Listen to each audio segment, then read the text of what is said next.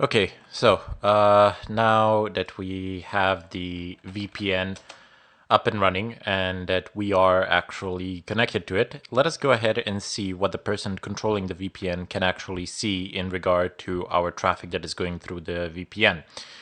Because remember, the traffic is encrypted between you and the VPN. Once it leaves the VPN, it no longer has that point-to-point encryption, meaning that whoever is controlling the VPN can see the data exiting the VPN in an unencrypted format. In order for us to achieve this, we will need Tshark. So if you're following these lectures in order, you will have Tshark already installed and configured not to use a root user. I'm going to go ahead and use the root user here because I don't really care. It's just for a couple of hours that this machine is going to run anyway. But this is not a good idea. The Wireshark has millions of lines of code, and it's never a good idea to run it as root. Okay, so Tshark, yes, go ahead. I don't really care, sure. This is just a Wireshark setup that I'm making for this particular session, but you should really be looking at the Wireshark setup in the proxy tutorial list, where I've done a detailed explanation of how Wireshark should be run for remote capture.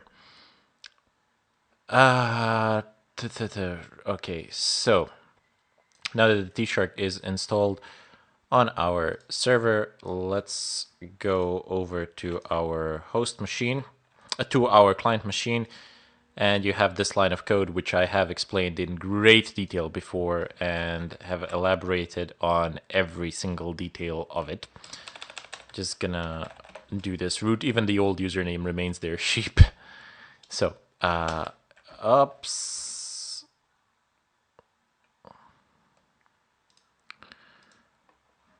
Oops, this is bad. Give me a sec. Bad things have happened. Why? Because this is, I have some leftovers from my previous sessions, and I am getting a little bit messed up with them. Okay, let's just go ahead and close this. Clear the screen, and this is not even the proper IP address, so let me just go ahead and promptly change that. So 46.101.97.26, and let's go ahead and do it now. Okay, so it says running as root group root. This could be dangerous. Yes, I am well aware of it, but this is our traffic from the remote server. So let me just go ahead and open up a new window, Firefox, and I don't know, I can just basically refresh the default site a couple of times. It is completely irrelevant. So as you can see, I can see that I can see the requests coming in and out. I do believe that this is my IP address, 4636.181.98. Actually, I'm pretty sure that that's it, and it's making a request towards the VPN server. And then the VPN server down below is making a request towards whatever it is that I wanted to, towards wherever I wanted to go, really. So you can see some transmission control protocol. This is not really important for us now because the data is covered by SSL, but that doesn't matter. What I want to show you are two things here. So you have my IP address, which is 4636.181.98. So you can see this, right? And then you can see that it's making a request towards 46.101.97.26. That is the IP address of the VPN, okay? And then you can see immediately that the VPN is making a request towards 142, well, actually, let's go ahead and see what that is, because how else are you going to see? You have to basically go and type it in. So the request is towards 140.211. 169.196. Okay, so it's going somewhere. I'm going to go ahead and accept the certificate, but you should never do this. Never. Well, actually, let me go ahead and see who is...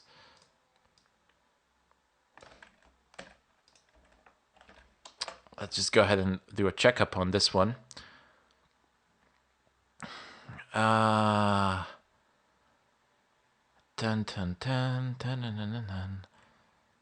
169.16. This could be it. I have no idea. I'm guessing it's this one and this subnet. I guess I could run a manual check, but it doesn't matter. So who is this? Organization name, Network for Education and Research in Oregon. Okay, so advanced, add exception. I'm just going to go ahead and add an exception for this one session. And there you go. So I am on the Fedora website. So this is one of them. This is apps.fedoraproject.org. There are a lot of them. This is just one of them. So I can immediately know where whoever it is that's connected to my network went. So I know the source, I know who you are, from where you are coming from, I know your IP address, and I know the destination. I know where it is that you are going. Another very, very dangerous thing is that somebody has your current dynamic IP address, which is here. And I keep stating, and I've stated before, that this is not that important, but it is. It is important because during the session, he has your current IP address, meaning that if your router doesn't have remote management disabled, I don't know if mine has it actually. Where is it? So 46. Yep. So let's go ahead and type in 46.36.181.98. So mine probably does have the remote management disabled, but let's for a moment assume that it doesn't. So I'm just going to go ahead and type in 192.168.1.1. This would actually lead you to this page. I'm actually logged into my router, well, one of them anyway, one of my routers, and this would actually lead you to the home router page. Now, you would probably be prompted with a login, but most of the logins for the home routers have very simple passwords or have default passwords. More importantly than that, the remote login, the remote management feature can be bypassed, as demonstrated in one of the DEF CON lectures. So the person effectively has your current dynamic IP address and has a very good idea, knows exactly what websites are you visiting, where are you going, and they can just open the same sites. And if you're visiting something on different ports or using different protocols, they can also go there and have a look and see exactly what is going on. The good thing about this is that if you're visiting SSL sites, they will not be able to see the application data because the encryption keys have nothing to do with the VPN in terms of HTTPS. HTTPS is, again, between you and the website that you are visiting. So they still won't be able to see the data here, but they can serve you arbitrary content. They can give you they can serve you certificates, and they can change the DNS settings so your URL resolutions will go to completely wrong IP addresses, where a whole sea of possibility opens with JavaScripts and cross-site scripting, etc.